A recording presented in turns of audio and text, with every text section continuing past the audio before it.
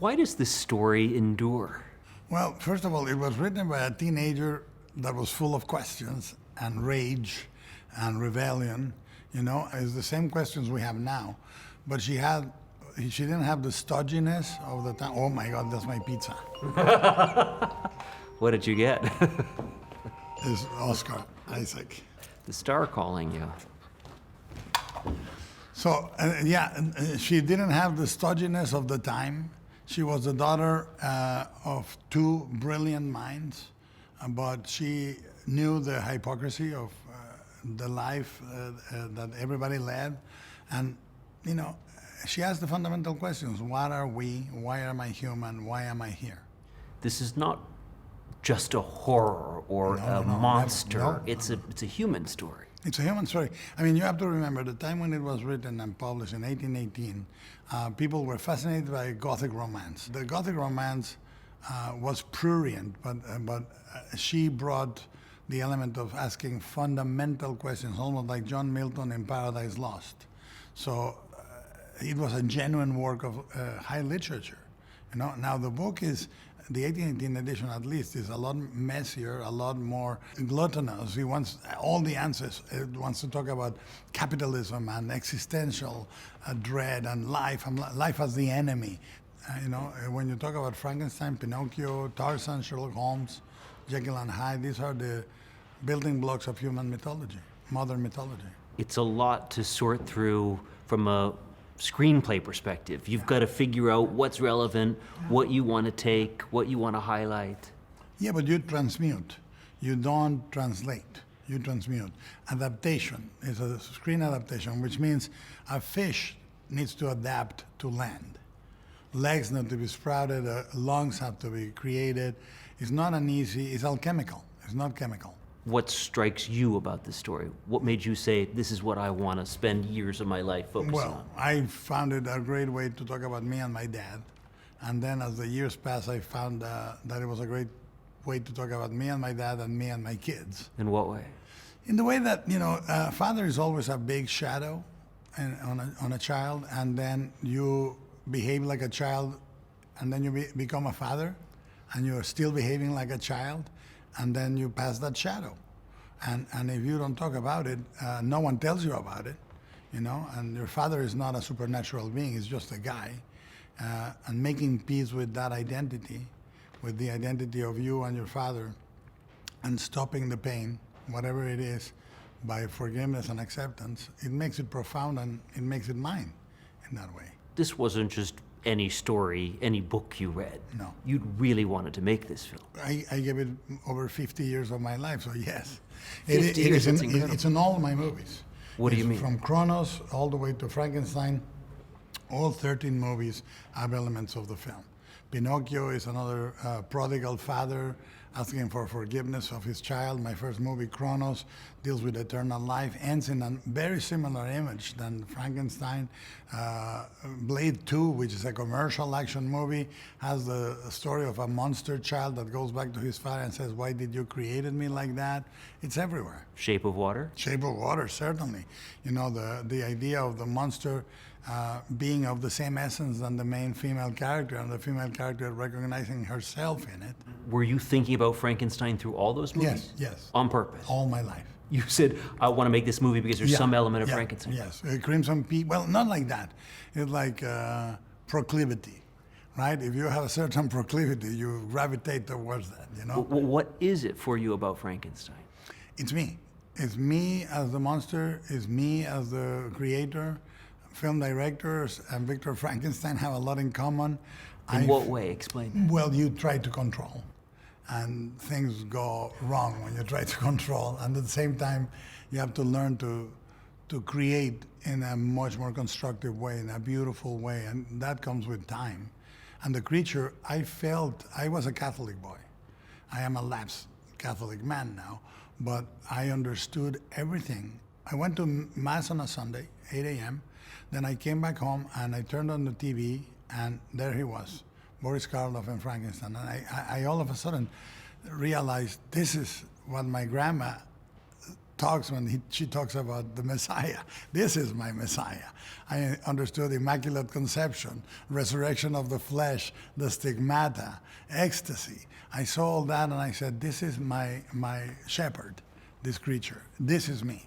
I'm not of this world. I'm something weird. Do you identify more with Victor Frankenstein, No, the monster, creature? The creature.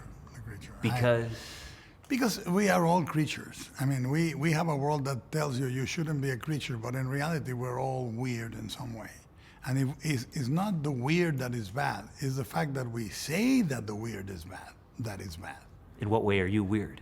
In any way. I mean, like when I was a child, the norm for a healthy kid was to be outside playing football, being rowdy, being outgoing, being self-asserting. And I was this strange, pale creature that liked to read. And I was a hypochondriac at age 7. I thought I had trichinosis. I thought I had liver damage. I thought I had cirrhosis. You name it. And I studied medical manuals, and I would go to my mom and said, I think I have a terminal cancer. Oh, yeah, where? The pancreas, because and I would discuss those. And so I was a weird kid. You describe yourself as such a creative being, a creative child. Where do you think that comes from? I think that when you are unhappy with the world, you endeavor yourself to create your own. I was talking about creating my own house, my own environment, but you do it through your craft. It's sort of a professionalization of the imaginary friend. There's not such a thing, so you create it. You can paint it, you can draw it, you can sculpt it. I can paint, draw, sculpt, design, and I've been doing it since I was a kid. And then reading, you can experience life either through life or through literature or fiction. And I became an expert at experiencing it through fiction. I read thousands of books between childhood and puberty. Then puberty brings other distractions, and you lose your way away from literature for a little bit. What are you unhappy with about the world? Generally, I think that what monsters have given me evidences what I don't like about the world. I think the world tells you comfort, wealth, beauty are the desirable standards. I find romantic love to be tortuous and impossible to achieve. Success is defined in a way that I don't like. Monsters tell you, look, it's okay to be you. It's okay to sweat. It's okay to be imperfect. You can forgive yourself for that. And you come to define success, for me, is failing in your own terms. That's where you learn what you are. And I think that the world is always saying more is better. I don't think so. Like when you think about wealth, for me, for example, a wealthy man is a man that has enough, not a man that needs more. If you have enough to invite somebody to a beer, you're rich. If you have whatever, yachts and planes and islands, and you still need more, you're not rich. So it's the same with beauty, it's the same with career, it's the same with happiness. I can be happy alone. I can be happy alone with nothing. I can go to the DMV and have a feast just watching people online. The DMV? The DMV, because you are watching people, and I love people watching. I try to figure out, dress is code for who they are, behavior, posture, what they're doing. You're like enthralled by humanity. You found the perfect vocation. Yeah. A director is a spy from another planet trying to figure out humanity. How difficult is it to approach the same subject that has been done successfully for so many years? When Frank Sinatra grabs a French song and sings it again and calls it My Way, it's not the French song anymore. Do you feel any connection to the Frankensteins of the past? No, to the myth. I mean, my first crush was Mary Shelley, and then the Bronte sisters. I mean, I truly can tell you this. You are born to sing 1 or 2 songs in your lifetime. This is my song. So what do you do now? Oh, I don't know. Macrame? Is that one of the thoughts? Pottery? That's going to be you? That's going to be me. But if you make something that you've spent 50 years thinking about, that's an element through all of your films, what do you do? Well, fortunately for me, my theme has always been redemption, forgiveness, and sort of letting go, acceptance. Now I'm 61, so I have regret and memory to look forward to. Expect some epics in that regard. What is it about the genre of Gothic horror that appeals to you? The marriage of the decay and beauty started there. I mean, the engravings of a particular man called Giovanni Battista Piranesi inspired this love for ruins, which is sort of the wabi-sabi in Japan, the beauty of that which is imperfect and decaying. The marriage of love and death, cemetery, graveyard poetry, all these impulses that are really laconic and melancholic, and they started there in the Romantic movement. Did you want your creature to be beautiful in a way? Oh yeah, 100% it has to look like something newly minted, not like a repair job in an ICU. I think the creature needed to look like a newly minted human being, Adam. But there's also a handsomeness, a sexiness to Jacob as the creature. Well, I was raised Catholic, and a lot of those crucifixions in Mexico had the loincloth a little too low. Were you thinking about that? No, but my grandma certainly was. What if she saw this film? She kept going to mass a little too much, if you ask me. But there is a very strange, when you see the sculpture of Saint Teresa by Bernini, she could be in ecstasy, or she could be contemplating something else. There's an amalgam of illumination and pleasure, and especially in Catholic imagery. There's a pageantry, and it's a very bloody iconography. It's really swarthy Catholicism. And you wanted some of that to come across in this film. You wanted there to be some sex appeal, Not that. No, the sort of the ambiguity of seeing something so perfect, so newly minted, that is attractive. I mean, I've done sexy creatures. I did Shape of Water. This is not what we tried. We didn't do any gestures towards that at all. There's a purity. It looks like the essence of a human body. And that's what we were going for. Now, in terms of Catholic language, we have a crucifixion, crown of thorns, the wound on the side, resurrects after the third day of the battlefield, blah, blah, blah. So it's full of that. And there is a meditation of the role of God and Jesus. Meditation that if they are consubstantial, why do God send Jesus to be crucified and to die? What is he trying to find out? The movie is a meditation of that. For someone who identifies as a lapsed Catholic, you have a lot of religious themes in there. Once a Catholic, always a Catholic, lapse or no lapse, How hard was it to change actors? You were planning on doing this with Andrew Garfield. Yeah, no, it was, to me, at this age, in this moment in my life and my career and my craft, I know that when something goes wrong, it's going right. And Andrew Garfield was that thing that went wrong? Yeah, well, him leaving could have seen as an accident, as something unsurmountable.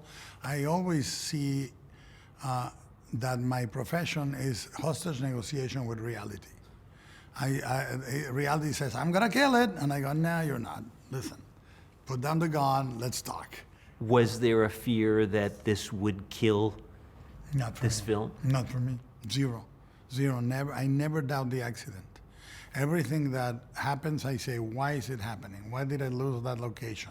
How can I make it better? Why is the mist gone? Why did the sun rise a little too early? I say, how do I use it? On the actors, why did you pick Oscar? Why did you pick Jacob? Eyes. I cast the eyes. 50% of film is looking at, and 50% of film is being looked at. What do you see in their eyes? Oscar had brilliance, madness, seduction, and pain. And Jacob was completely open.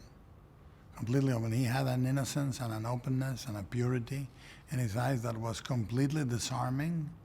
And I saw Priscilla, the movie where he plays Elvis, and he had a moment of rage, which the creature needed, and I went, bingo, this is the guy. So can you sit across from someone and just look at them and know? Oh, yeah. By looking in their eyes? Yeah. They don't need to really read or do anything? No, I can feel people pretty good with their eyes. Yeah, it's my profession. Because if the eyes don't hold the character, you don't have the character. If that's why when I talk about the most interesting landscape in the world is the human face. That's a landscape you can never get tired of. How important is location or sets? You wanted this not to feel computer generated. No, it's very important. This movie has a level of craftsmanship and a level of reality that movies don't often have anymore.